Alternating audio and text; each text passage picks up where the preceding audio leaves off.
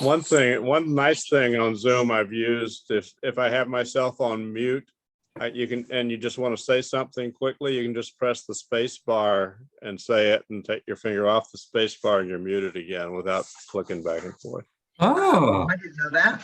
I didn't either. That's good. Although I very rarely mute me. Right. But good for you guys to know that too. Yeah. Okay. So I have a feeling that Nick is probably not going to be able to join us today. And thank you for the recording reminder.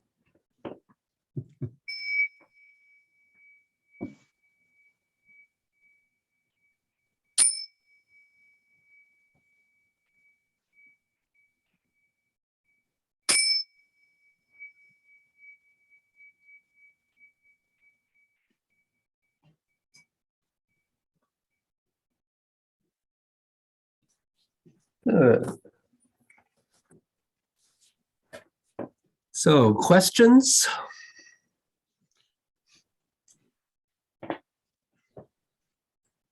Comments from your practice based on last week's efforts? I got a question, David. Kind of more of a general thing, but going off of last week. Uh-huh. I guess kind of, can you clarify, is there something that you are doing different between extending your mind through your body and extending your intention through your body and starting the movement by your intention? Or are they kind of one and the same? Or is the intention, is doing the intention building on extending your mind through your body? Yeah, yes. Okay, perfect. No, I think your last comment actually, or your last suggestion is pretty close. That by extending your mind through your body, you are able to really activate your intention. Okay. Mhm. So, yes. So it is different. The difference is that simply allowing your mind to move through your body is different than extending your mind through your body. Mm-hmm. So with just allowing your mind to sink through your body or to move through your body, you can relax and begin to feel, but with extending, you can direct the movement of the chi in your body. Mm-hmm. Mhm. So it's different. The two are different. Mhm. Yeah. And intent has to be, of course, involved if you're going to direct the movement of the chi in your body. Mm-hmm. Yeah. Okay. Okay, good question. Anyone else? Problems, difficulties, successes? You lingered a little bit on 4 last time, and I'm still not. I'd like to linger more on 4. Well, we're gonna linger for 20 repetitions on 4 today. All right. So we will do the other half of that practice when we get there. But what is your? Can you be more specific about your question on 4? Yeah, how the energy is moving, as we come up. I still feel a little bit adrift, both with intent and a little bit with the physical part, not so much with the physical part, but yeah. So the energy in 4, the energy is moving up and down the side channels. So it's not moving into the center channel yet on 4. It is simply working. It is really clearing and opening the side channels. And as all of them are, also moving the energy from the crown of the head to the feet and fingers and back to the crown of the head, as well as also into the center and out to the periphery and back. So there are, as always, there are more than one flow of energy that you can focus on. And initially, you can't focus on all of them at once and make that work. So you have to really focus on one at a time until that becomes comfortable and easy, and then you can add another. Our basic principle that we worked with from the beginning. Hmm. Mhm. So, well, when we do this flow of 4, 5, and 6, I'll talk about all the different possibilities, but that this is more from the standpoint of familiarizing you with the various parts, nego parts of this that we've begun to reach at this point. And you have to understand that in your practice, you have to approach them one at a time in whatever way you need to. So everybody's going to be a little different because they're coming from a different level of previous practice and awareness. Hmm. So I don't know that that helps you very much. But No, I think that's a good clarification, David, because, sometimes I feel like you really get it and you can focus on the intention, extending your mind, and other times, but for whatever reason that day, the level you're at is just like getting the physical movement right seems to be a challenge. Yep, Right. Yeah. absolutely. Happens to me too. I find what's helpful is having both the handout to read, because I'm just kind of I learn in many ways, and then also rewatching the recording in terms of kind of reminding me of those things. But then you have to put some of them out of your mind until you get some of it incorporated into yourself. And then Eventually you have to just do it. But exactly. But, But don't yeah. do all at once. Yeah. But anyway, I'm glad that we have standardized giving you the notes and the Yeah. video every time. Yeah. And, one thing I might say is I don't know, I think there'll probably come a point at which YouTube is not going to allow me to keep adding videos, and I may have to take some off. I have copies of everything. So it is you possible. make a DVD. Is that what you're saying? That would be a possibility, yes. Uh-huh. If you needed something that no longer is available through the links. I think some of the very early ones are already, at least for me, gone missing on YouTube. Yeah. So. Yeah, that's right. Yeah. Yeah, it would be great to have DVDs at some point. I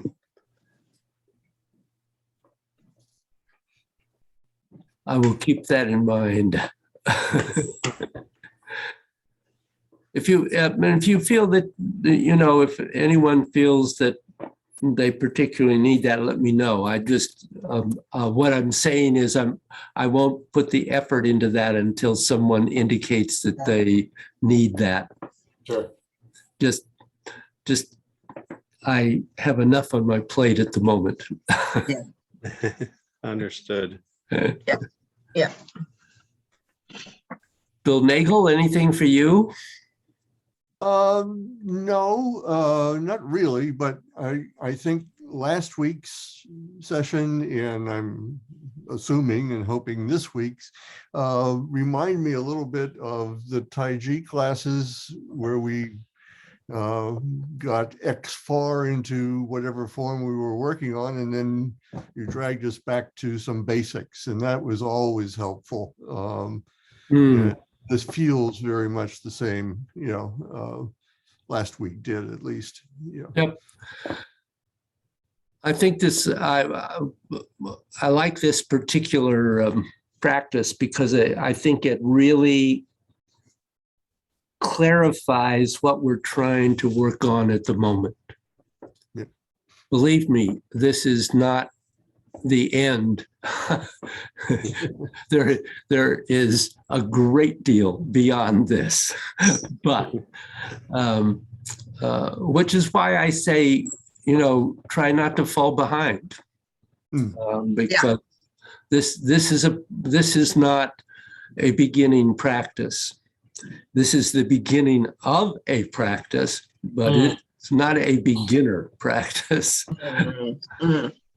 So I just will repeat that again. So the first thing, actually, one of the things in this lesson, and normally I would do this after having done all 6 postures, but since we split it in half, I'm going to throw this into the middle of it. And that is that after you've done a flow like what we worked on last week, but considering that it might have been all 6 postures, and you discover that you have one particular movement that really gave you trouble, or even more importantly, it's something within that movement that's giving you trouble, some Neigong component inside one movement that's particularly difficult.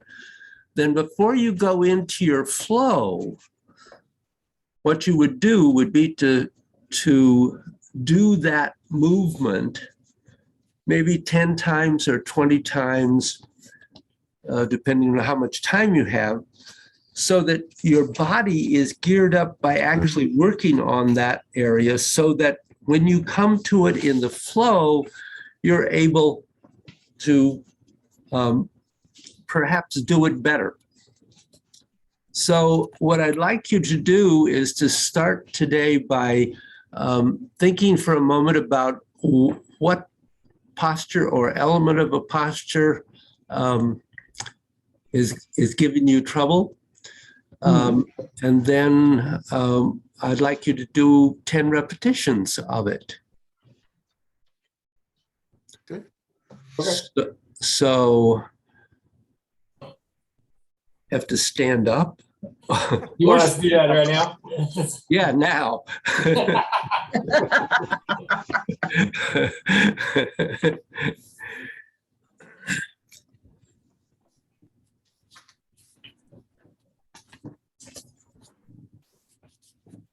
I've got to excuse myself for a second, David. Yep.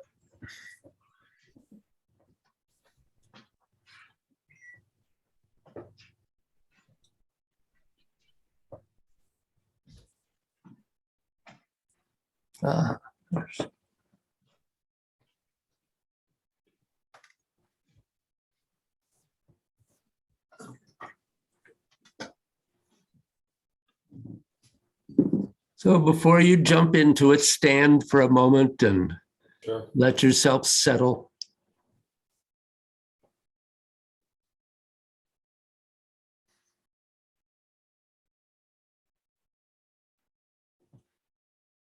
And whenever you're ready, just flow into your 10 repetitions.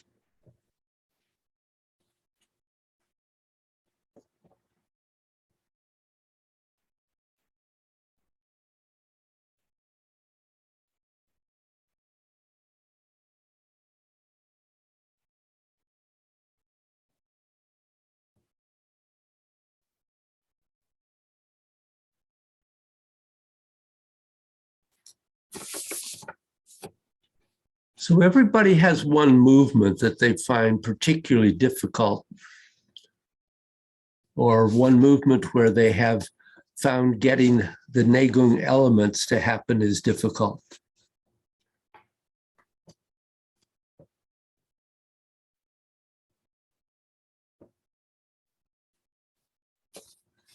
And you need to realize that that can change over time. In 6 months, it could be a different place, a different movement. It could be a different Negung element. But after you've at least tried to fix it for 3 days, using this procedure, go on, because there may be another part, another place, another movement that needs it more.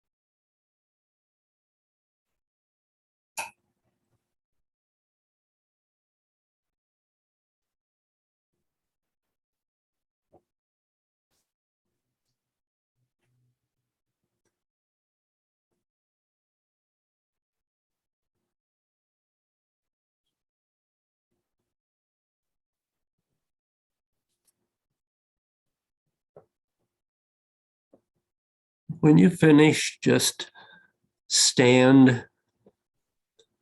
Let your hands come to the side.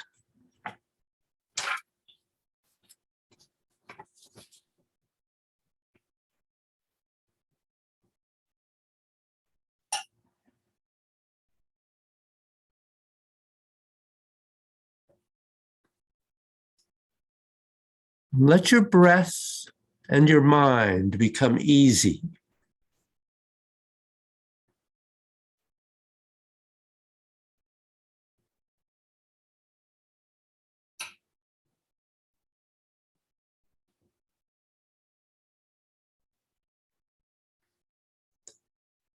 And then we're going to go into a flow of 20 repetitions of the movements 4 to 6.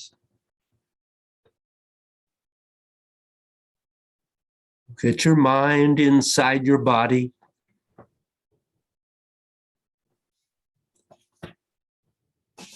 Correct your alignments.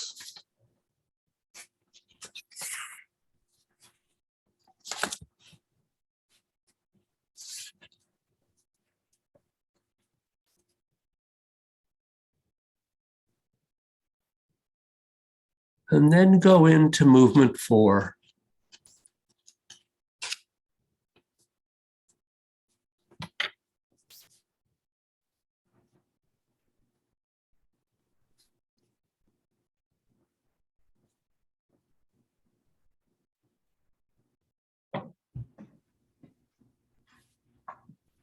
And as your hands come down and spread out, the back of your forearms drop down as you go into a fold. Remember, we're folding, not squatting in 4. And drop your chi all the way to your feet. And then your hands go to the side. And then you lift the arms and drop the elbows as you rotate the arms.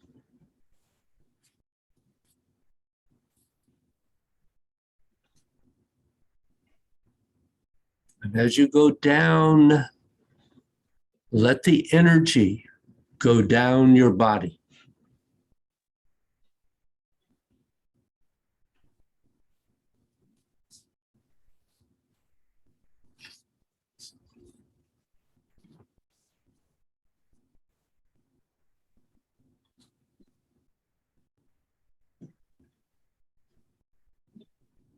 When the back of your hands have gone to the side and finish at the extent of your etheric body, then you start to lift.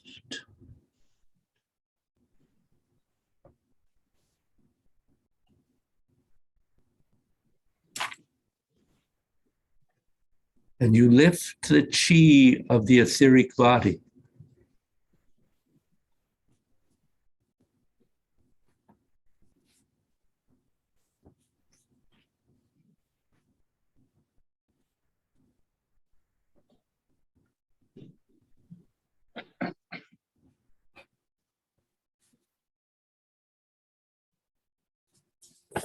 As your hands go down, they're slowly bringing energy down your left and right channels, down your face, down your chest, down to the qua, down the outside of the legs to the feet. And as you come up, you're bringing it up from the bottom of your feet, up the inside of your legs, up your left and right channels, to the sides of your neck and the top of your head.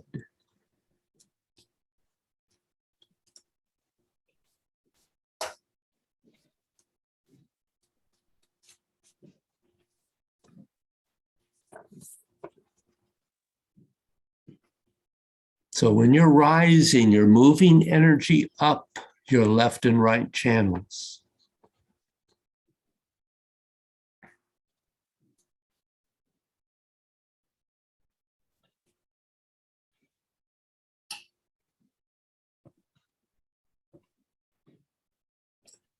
And when your hands have reached the apex, you're moving energy down the left and right channels of your body.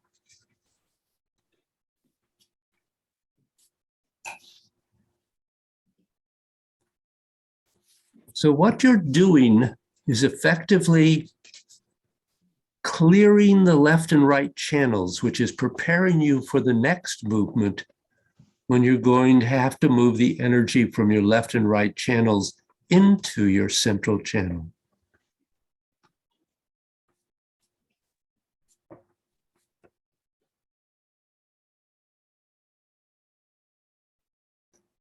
So your big focus in movement 4 are the left and right channels.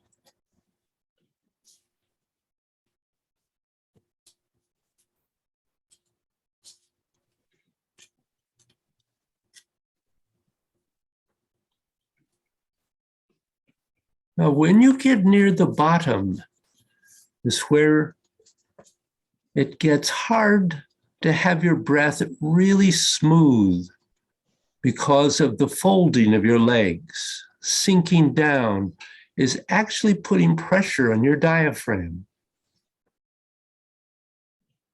So focus on relaxing your diaphragm and make sure that you keep on breathing smoothly.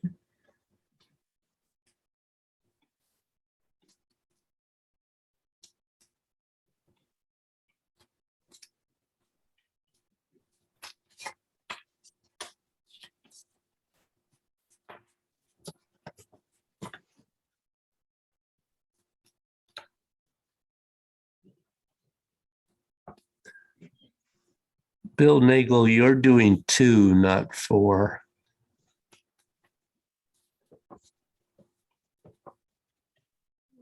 In what respect?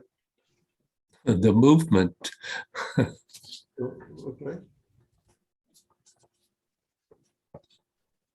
So you're coming down the center and then out to the side. Nope, Yeah. out. Down, and out and up.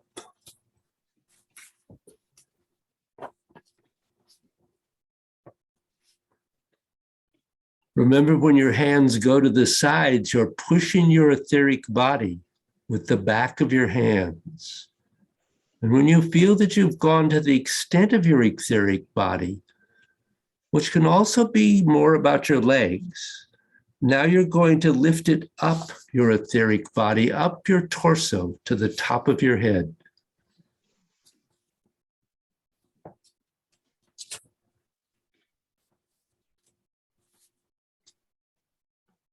The movement is continuous, but you want to make sure you get the hand position so that you get the cleanest way to have the transitions happen naturally and get the flow through.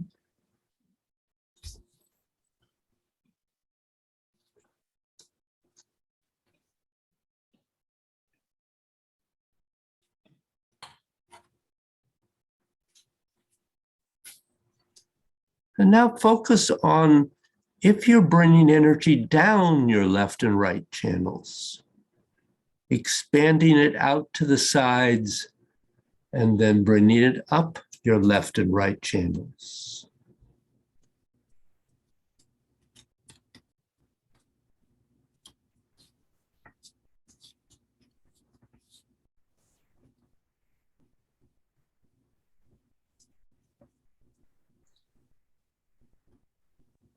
There is no specific order in which you have to do these things, but it's good to know that you want to do all of them.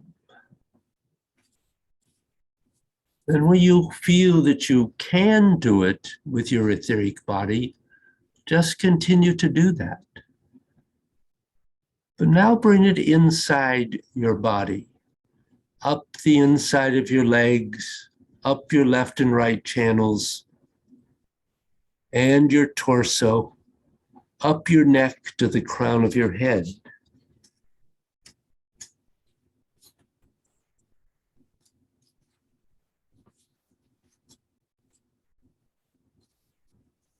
And down from the crown of your head to your shoulders nest and down.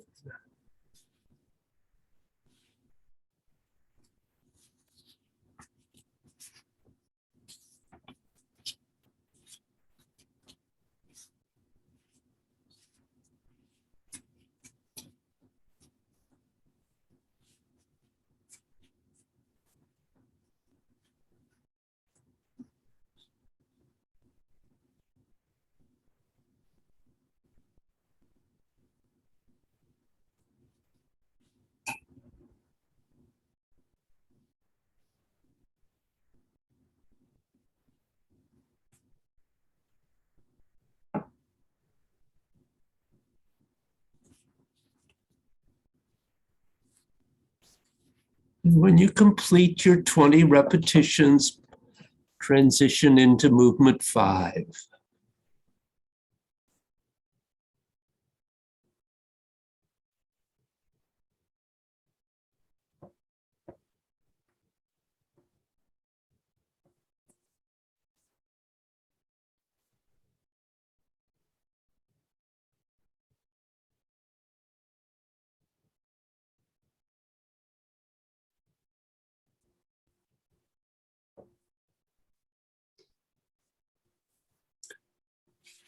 And the first thing you have to do is to shrink and condense your claw.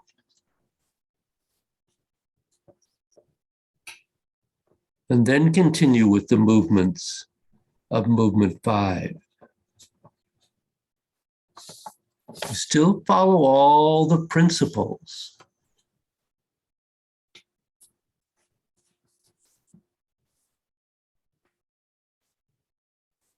But it's a little bit harder because when you're condensing everything inside your claw, remember that it's also pulling on your spine, so that is allowing these motions to have a much greater effect on your spine. In the later stages of gods, you will bring energy right up your spinal cord. But you have to make the connection. Because if the connection is loose, just like in an ordinary electrical circuit, it doesn't flow. The machine doesn't work.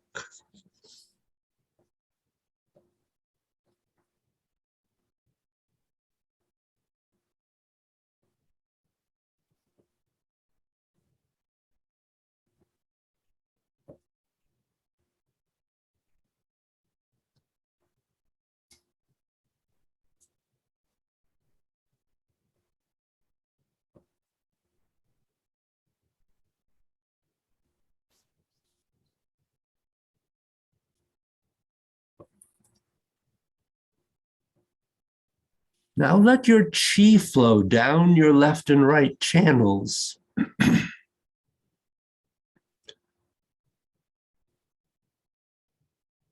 let that be what is bending your legs and straightening them.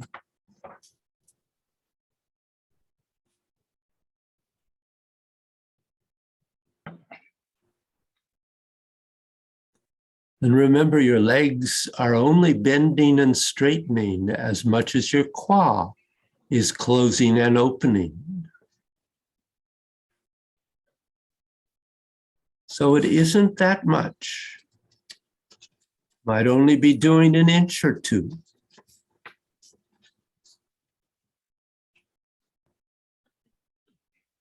But the point is to have that inch or two drive the chi inside your body and tighten everything up. A little bit like a wrench tightening up a bolt.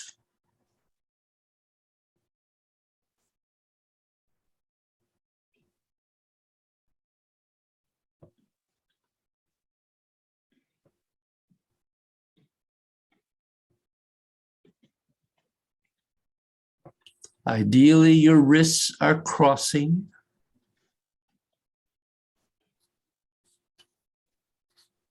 And your hands are separating from your wrists.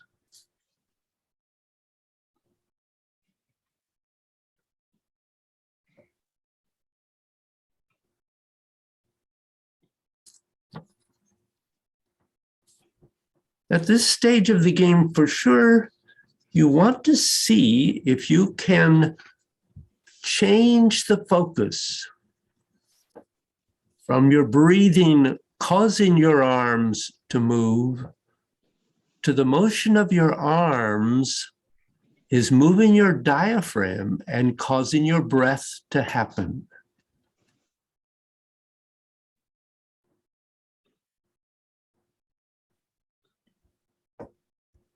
That you're not just breathing through your nose.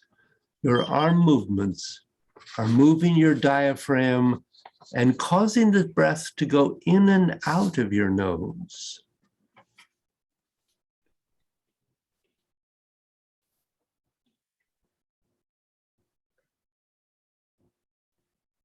And you will find that this will allow you to make your mind much quieter.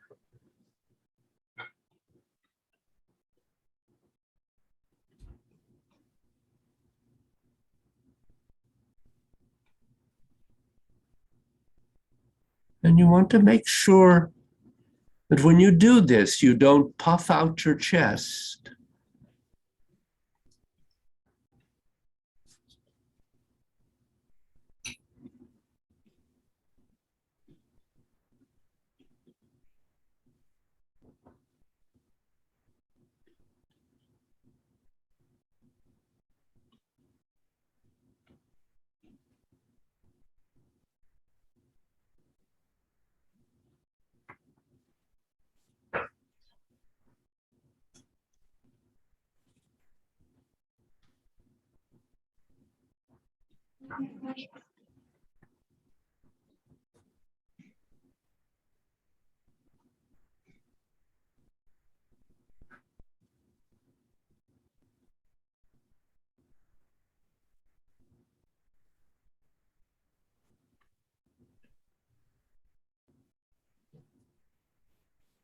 When you complete your 20, go to movement 6.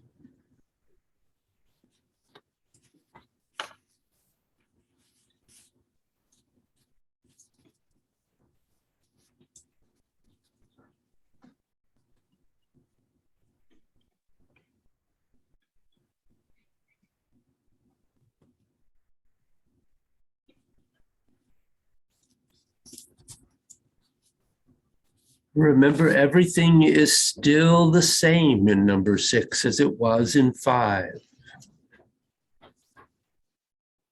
As your hands get all the way out to the sides, be sure it is the back of your hands that are facing the sides.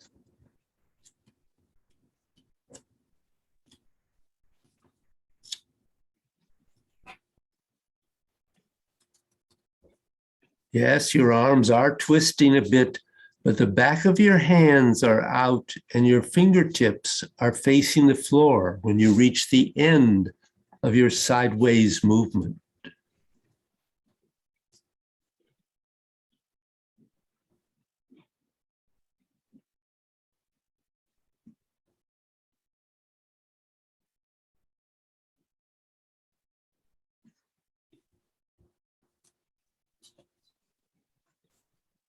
And at this point in your development, there is a tendency for your spine to kind of weaken. Make sure that when you tighten the space inside your quad, that you move your tailbone slightly forward.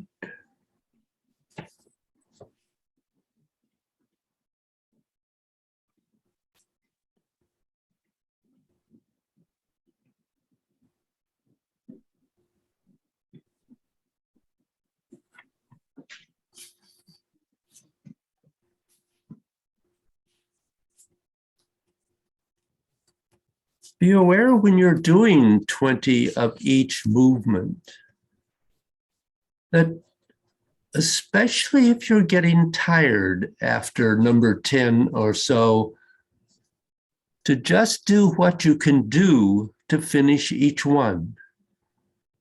You really don't want to finish doing less than 20, if at all possible.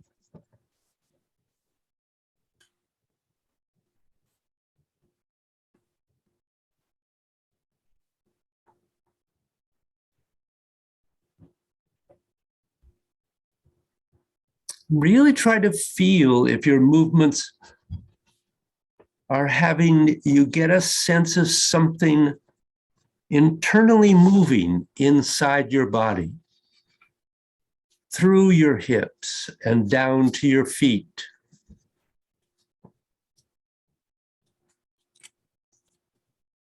And from your feet, up your legs, up your hips and your torso, to the sides of your neck and the top of your head.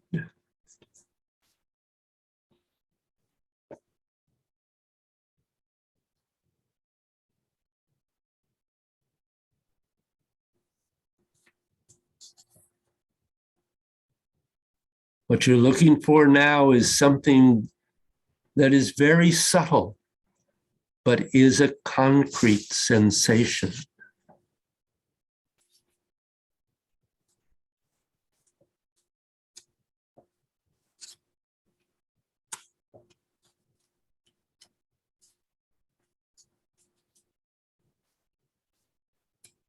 And focus on this happening first with the arms and legs.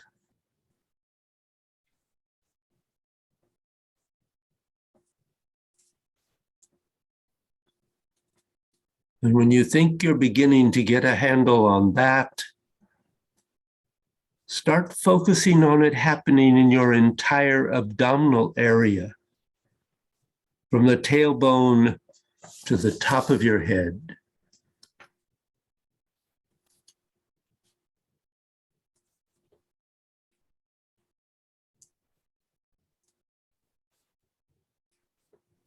On the way down, feel it from the crown of your head down through,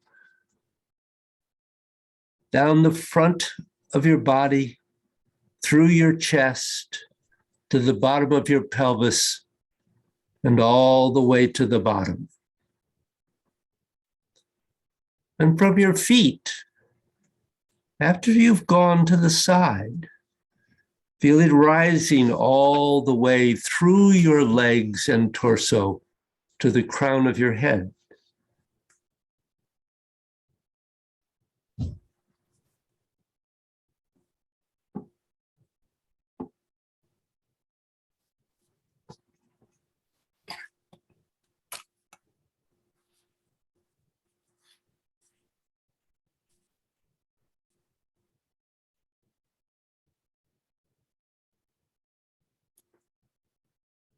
And of course, you can do it incrementally, a little bit more each day, but eventually this is what you want to arrive at.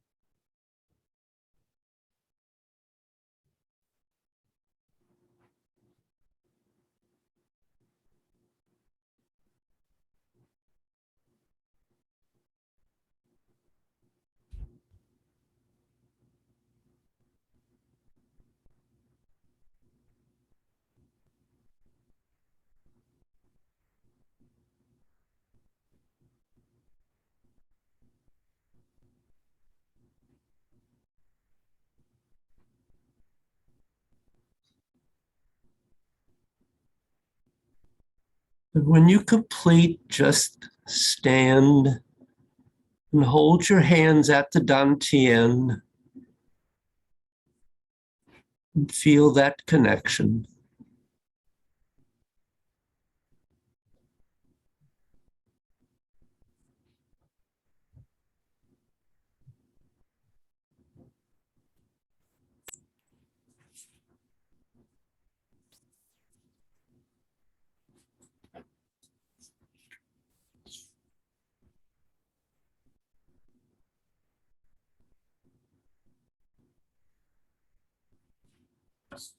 Then let your hands come down to your sides.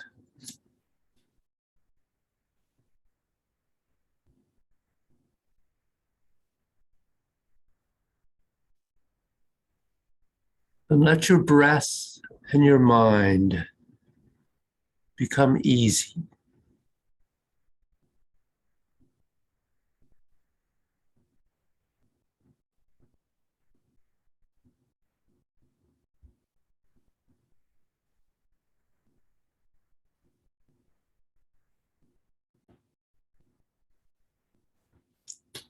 And sit down.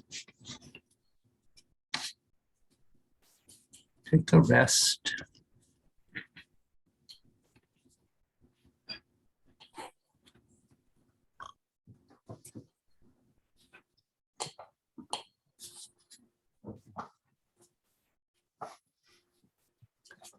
As you go through the entire 20 repetitions of the movements, your mind will naturally start connecting those things that need it.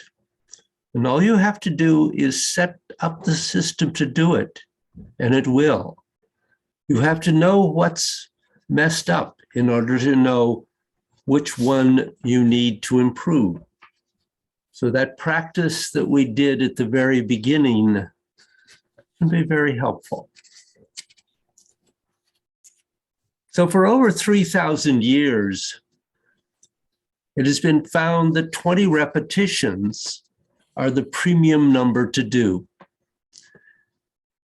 And there were times when certain Taoist monasteries and places would run experiments that would last for 100 years, changing the number of repetitions. And what they found was that consistently, and who knows why, 20 seems to be the magic number. But if you don't have time to do 20, then do less. This is specifically for gods and dragon and tiger. These sets found to be the optimum number. There was never another number that was proved after being looked at with extreme scrutiny that was better. But gods and dragon and tiger should be done 20 times if you can.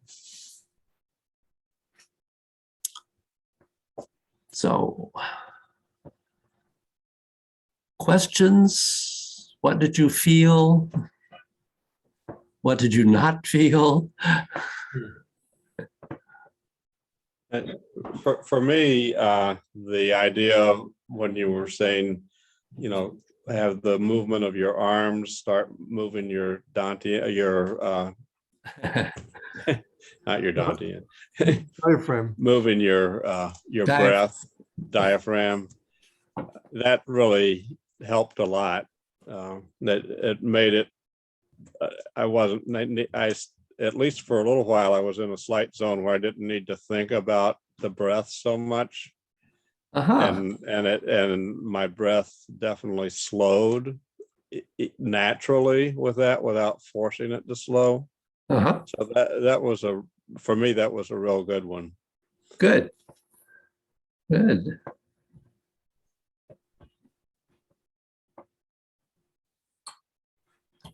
That's interesting. I actually had a lot of trouble with that. I found the breath was really synced up until I tried to focus on the arms connecting with the diaphragm. And then after that, it was all off the rails.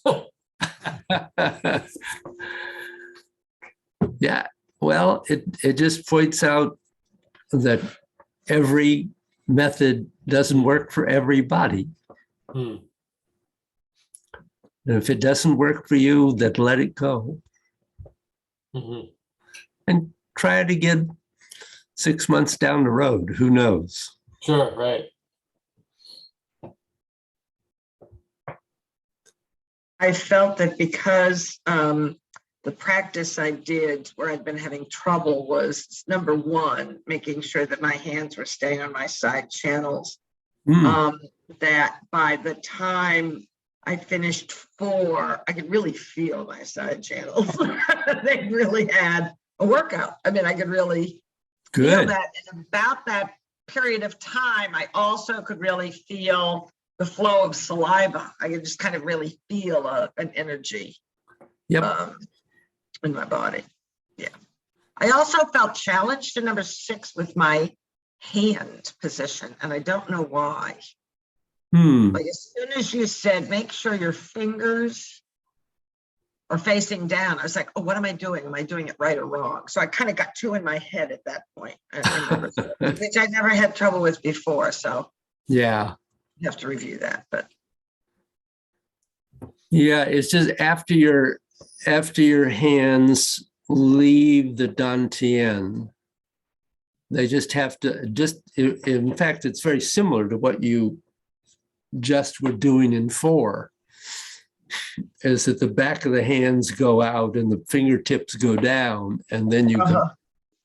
Yeah, the whole time. Yeah. That is one question on the physical. Is there a difference in how your elbows are moving in 4 versus 6?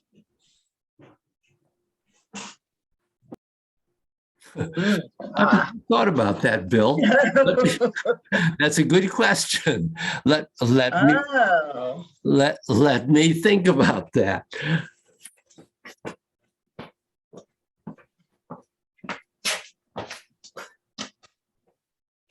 So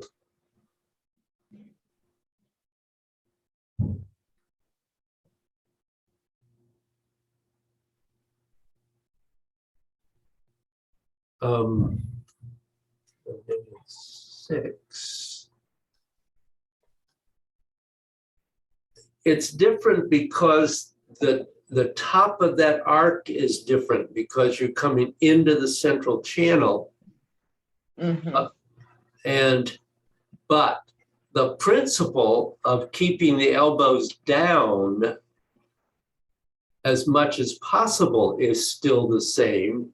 So you're rotating in much the same way here, but you're coming into the central channel in 6, whereas you're, of course, coming into the side channels in 4. But the principle of rotating the elbows downward is still the same.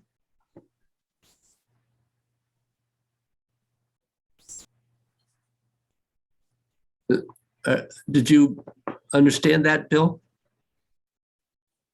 Even though, so they're down, but just naturally because of the movement, your elbows are further apart from one another than they are in 6 than they are in 4.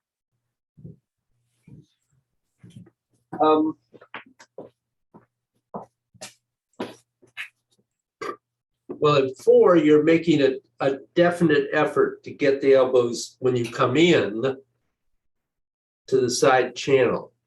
Here, they're not coming into the side channel because you're coming in to the center channel. So yes, they are spread a little bit wider. Okay. Thank you. Yeah. Other questions?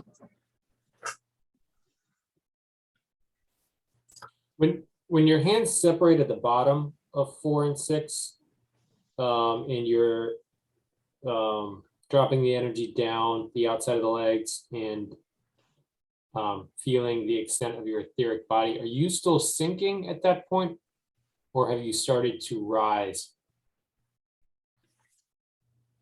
That's a really good question, and so let me be really clear.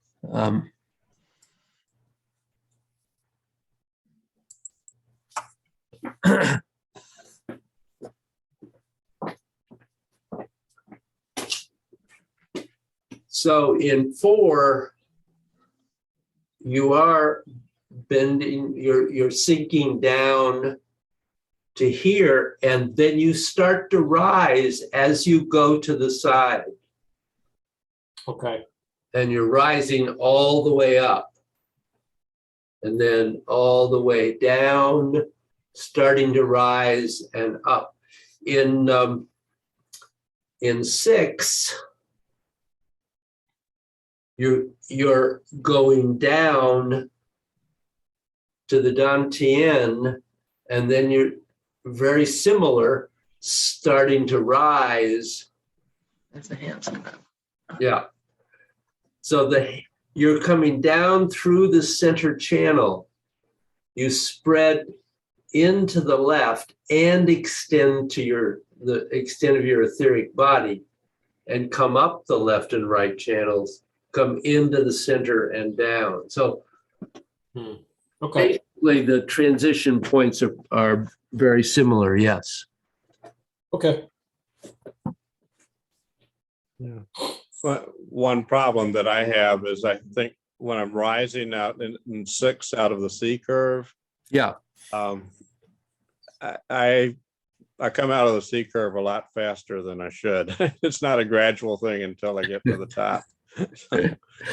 Yeah, that'll be an issue probably all the way through, particularly when we really get to working on that, because what we've done so far is just kind of talk about a bend of the spine, but we'll get more specific about that before long. Any other questions or issues at the moment? Well, that should give you enough to work on in here. Very good. So, any other last minute thoughts or questions? Great, good class, guys. Thank you. Yeah. Just one quick, no, it's just an observation, thinking about Sure. practicing for 100 years to get to 20. Like, who are those poor monks that were like practicing 18 for years on end and not getting all the benefits they could have? You know? Mhm. I don't know who they were. I have no names for them. Yeah. The control group or something. The control Yeah, group, right? right. I didn't get the vaccine. That's a big, oh, well. Well, that's interesting because that's the way the Taoists, Right. worked with everything because they didn't have all of our computers and things. Right. And Sure. all they could do was try it out and see. And that's how they found the acupuncture channels and points and everything else. Everything. It's Yeah, fascinating. kind of amazing that they had that focus over such a long period of time. I mean, They because, believe in reincarnation. do the Taoists? Yes. In a much more limited fashion than the Buddhists do, where the Buddhists feel that everyone is reincarnated in one way or another. The Right. Taoists principally feel only that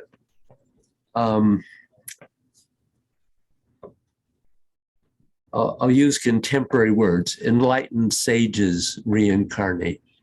Okay. Uh-huh. Yeah.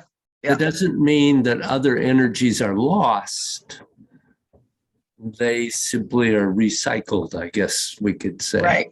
This is not the Dalai Lama. Right. No, I asked that because I find in looking at India, particularly with the belief in reincarnation among the Hindus, that there's a sense of, well, we'll get it better the next time around. Yeah. Yep. Yeah. The Taoists passed their information on, Mhm. not Right. reincarnation particularly. Right. I understand. I just find that interesting. Yeah. Yeah, it is interesting. It is. Good. Great. Have a great week. See you. Thank you. See- Yeah. Enjoy the snowy weekend. Yes. Stay home and enjoy being home Really. as we have for 2 years. Yeah. What's the difference? Can't go out. Oh, shucks. You're right. Good luck to all you folks up north. Thanks. Yeah, oh, yeah, that's true. I guess you're not worried about that down in Virginia, right? Well, you Yeah, had well, bad actually, storms we've this way. had ice an inch Yeah. thick in our quarter-mile long drive, part of which is about 30 degrees and you angle, and we couldn't get out of our house without just sledding down for 3 days. So Well, see, you didn't escape at all by going to Virginia. no, That's there right, have been years. I mean, we're right on the edge of the Blue Ridge Mountains. We're like 2 miles from the Skyline Drive, so it's it has its own microclimate. Yeah. Yeah, just as changeable as being near the sound, Right. Well, good luck. Good luck to all of us. Yeah.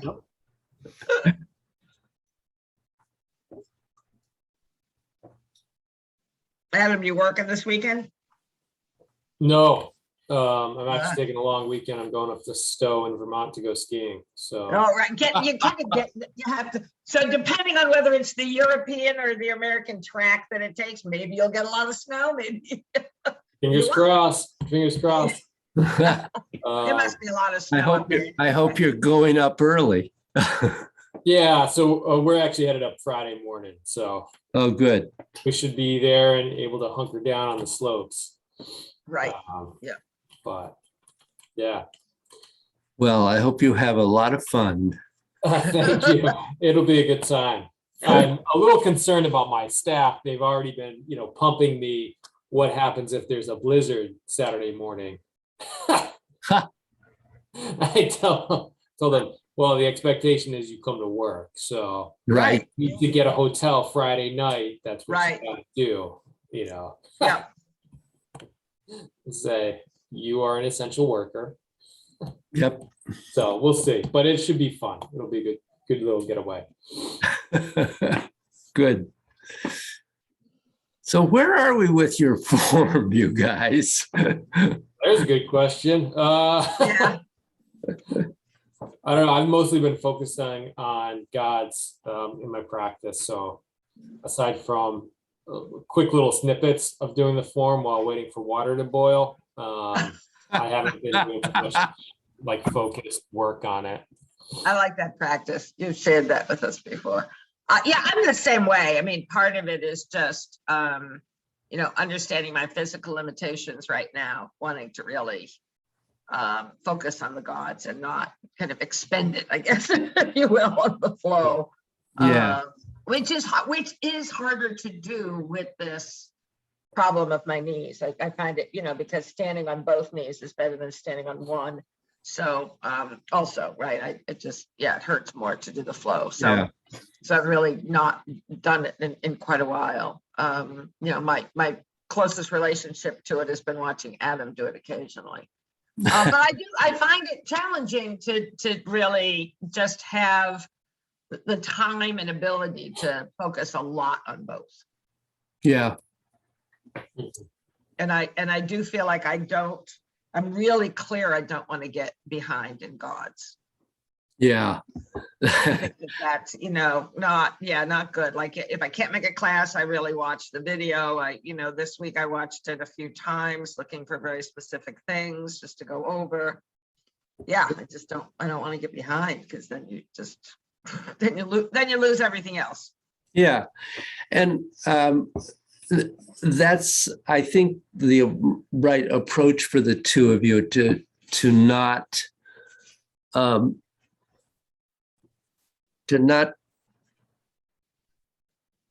worry too much about putting too much effort into the form. Enough to keep it alive and flowing. Yeah, right. Don't And want to lose it totally. Yeah. yeah, don't lose it, because one of the things that, of course, we're hoping to do is to put what you're learning in gods into the form. Right. But And I think there are times, probably both Adam and I have said this at different times. There are times when you go, when you already are kind of, that's clicking in your mind, right? yeah. So I'm not terribly concerned that you're not doing a lot of deep practice of the form, because that's as we go along, that will become, there will just be a natural transition back to that. Mhm. But there's God's is very, absolutely. It is, it's very involved, and it is demanding if you want to continue to grow with it. Mm. And the wonderful thing that I find is that God's has got so much in it that, boy, once you have gone through this training, you have a lifetime's practice ahead of you with God's alone. So it very much, I'm finding that in my own practice, that it very much replaces almost everything else, except occasionally I will feel a particular need to do certain things, certain practices. But basically, God's does just about everything every other Qigong does. Mm-hmm. So eventually you don't really need any of the other Qigong in your practice. Mm-hmm. Mm. Unless something specific. I Right. mean, like once in a while, I don't know for whatever reason, my body or my mind or something says, you need to do Dragon and Tiger. Mhm. And I do it. That's so being open to the fact that you have these other tools and that sometimes your body or your mind will say, you need to just do this today. Yeah. Mhm. I found, with Dragon and Tiger, a little bit of that on days almost where you're just not up to the demands of gods. Where you're just like, well, I want to do something, but that's too much. Or maybe you did it too much the day before. Yeah. You went Yeah. over your 70% without really realizing it. And because I do find it occasionally, I've just been like, today I'm going to do Dragon and Tiger, like, Yeah. or Marriage of Heaven and Earth, same type of thing, Mhm. Yep.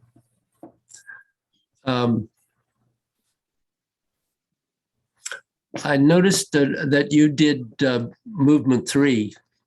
Yeah, because I suck at movement 3. I find 3 is really challenging when you get to 3 and 9. Yeah. And go to like extend out. Yep. I find I'm doing lots of weird things, and I don't know if I think a lot of it is probably because your muscles are holding tension there that you in areas you haven't relaxed. So then as you extend out, it causes an imbalance, and I'm twisting more, or I'm checking my hips out, or pushing the knees out of alignment. It seems to take a lot of mental effort just to get the physical movement to a relaxed, comfortable thing, and then not overdo the extension out. Right. Yeah. So, a lot of times I'll find as I extend out, one shoulder's like pushing out while the other one's pushing forward. It's a mess, David. It's a mess. Yeah. True confessions. It's a mess. Yeah, Well, challenging. I mean, for a long time, I figured out I was doing 2 and 10, not 3 and 9. Like I was just Yeah. kind of too far up. Yeah. Well, my own experience has been that 3 is the most challenging Yeah. posture, no question. Right. That's not necessarily true for everybody, but I think a lot of people feel that, and certainly I do. Right. And finding how to make all those transitions that are going on in that movement smooth and connected and continuous is very difficult. Mm-hmm. And indeed, I think the one thing you said that I think is really important is finding where that movement is comfortable, not over rotating, not over shifting. Our tendency is to do all of that. Yeah. And letting it be small. Mhm. Yeah. But small but complete. I think it's too easy sometimes to focus on the 3 and 9 and then realize you're not moving your hands in between, that you're kind of, you're like zipping by, Yeah, 12 and 6. I have found that.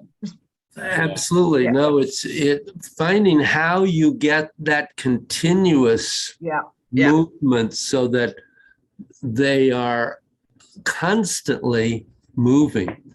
Yeah. Yes. That, along with everything else that you're Along with trying to everything do. else. Yeah. Yeah. Yeah, it's not easy. Yeah. So, especially doing a flow, I find it challenging because you're building up the energy, and then you hit 3 and it's like the Oh. the sensation of the energy is totally gone. You get very in your head, very in the physical motion, and then you get to 4 and you're like, all right, what was I doing? Oh yeah. Oh, God. And trying to work on it a little bit, Yeah, make it easier. But one of the areas is definitely staying relaxed in your glutes and your hip flexors.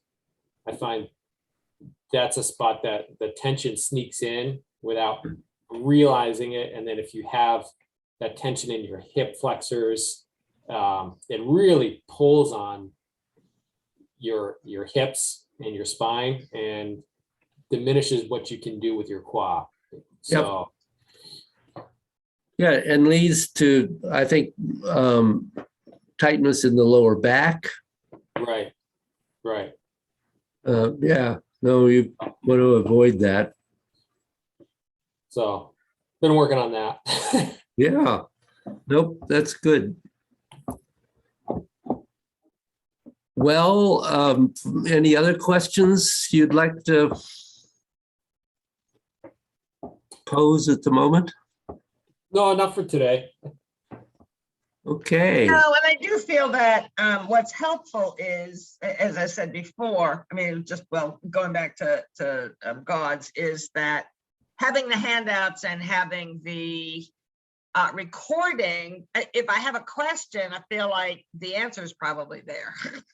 Just like, I might have forgotten that, right? Like if I was in class, not jotting anything down at the moment, not having the recording or the handout, then I found myself asking more questions to remember something, Yeah. or jumping into the car and writing something. And now I feel like it was just actually more relaxing to kind of know, okay, it's there. I'll go back to that in the morning.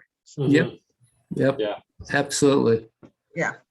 No, in a way, I'm sorry we didn't start doing this years ago. Yeah, it's very helpful, but yeah, Yep. especially with this. Great.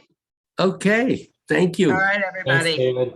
Good seeing Have you a great guys. weekend, Bye-bye. Adam. Yeah, have a good too. weekend. Thank Stay you. safe on the slopes, Adam. Oh, yeah. Yeah, no We got broken that family bones or history thing anything. going. Yeah, I mean, that's the goal this year, right? Is, everybody comes off the mountain walking. So I like Good that. goal. find that 70%, Right. That's right. That's hard for a skier.